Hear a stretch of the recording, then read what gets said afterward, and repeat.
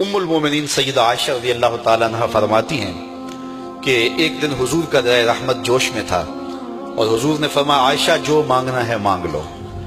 میں نے عرض کی یا رسول اللہ اگر آپ اجازت دیں تو میں اپنے باپ حضرت ابو بکر صدیق رضی اللہ تعالیٰ عنہ سے مشورہ نہ کر لوں کہ میں نے کیا مانگنا ہے؟ تو فرمایا کہ جاؤ مشورہ کر لو، مشورے کی اجازت بھی ہو گئی۔ میں اپنے والد گرامی کی خدمت میں حاضر ہوئی اور کہا کہ دریائے رحمت جوش میں ہے اور رحمت کا باڑا برس رہا ہے۔ حضور نے فرمایا عائشہ جو مانگنا ہے مانگ لو، یہ اتنا سنہری موقع ہاتھ آیا ہے تو میں چاہتی ہوں کہ کوئی مانگوں تو اہم شے مانگوں، تو آپ کی خدمت میں حضور سے اجازت پا کے حاضر ہوئی ہوں، مجھے بتایا جائے کہ میں حضور سے کیا مانگوں تاکہ کوئی چھوٹی چیز نہ مانگوں بڑی چیز مانگوں۔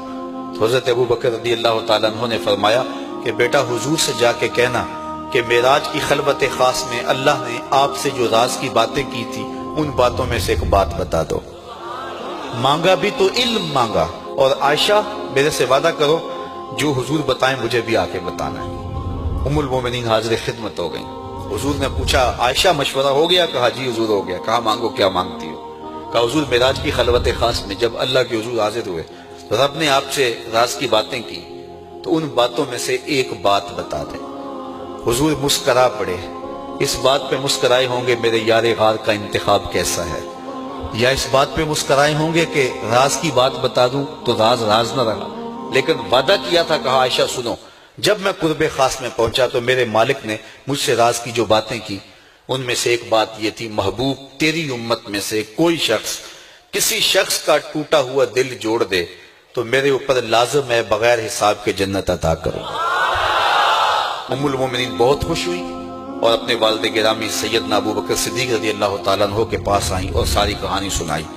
بہت خوش تھی، لیکن حضرت ابو بکر صدیق رضی اللہ تعالیٰ عنہ نے سنا تو رونے لگے۔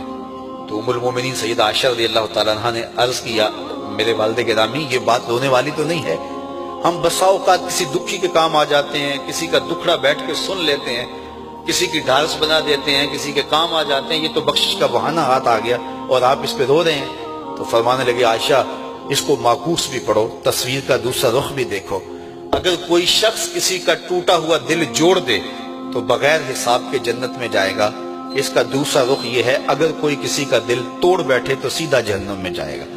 میں اس بات پہ رو رہا ہوں کہ ہم سے کسی کا دل نہ ٹوٹ گیا ہو۔ حضور نے فرمایا اللہ اس شخص کے چہرے کو تر و تازہ رکھے جس نے میرے سے کوئی حدیث سنی، پھر جیسے سنی اس کو ویسے آگے پہنچا دیا۔